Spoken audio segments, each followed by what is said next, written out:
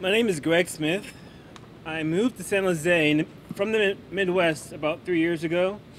I'm a member of First Unitarian Church San Jose, and I'm PACT leader.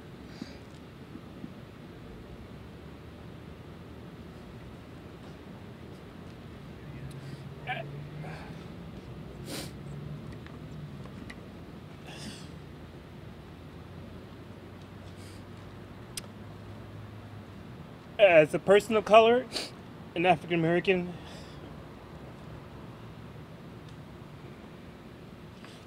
and a San Jose resident, I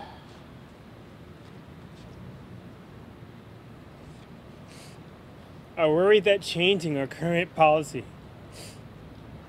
of processing undocumented residents to our criminal justice system may lead to the criminalization of people of color.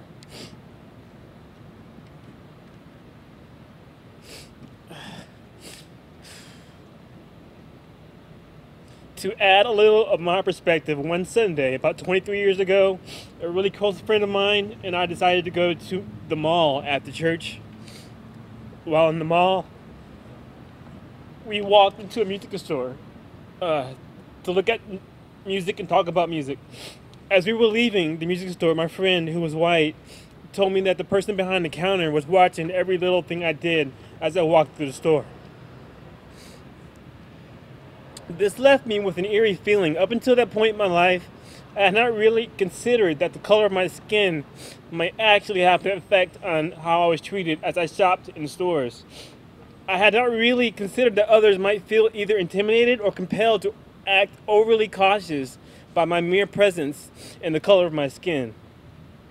I had not really considered that some might even approach me in aggressive manners in such situations because of their assumptions and biases that are completely out of my control. It caused me to think of all the other times that I might have been seen as a potential threat while shopping. I am really grateful to my friend for noticing. I'm especially grateful because for his ability to understand the situation with compassion, being that he is a white male. Ever since that day, I have become very aware of how my skin color might affect other people when I'm in public. It is like because of the color of my skin, I am marred for life with something that I have little to no control over. My condition has its roots in the dark history of America's past. It is something that our country still struggles with today, and I, at times, doubt that we will ever overcome.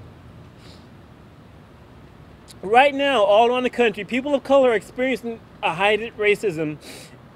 And in our country, we are seeing the impact of this in a policy change that our supervisors are considering to implement.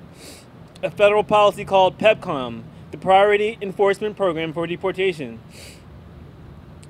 Those that support this policy believe that immigrants are dangerous and should therefore be treated differently under the law. This is discriminatory and perpetuates the same racism I have experienced throughout my life.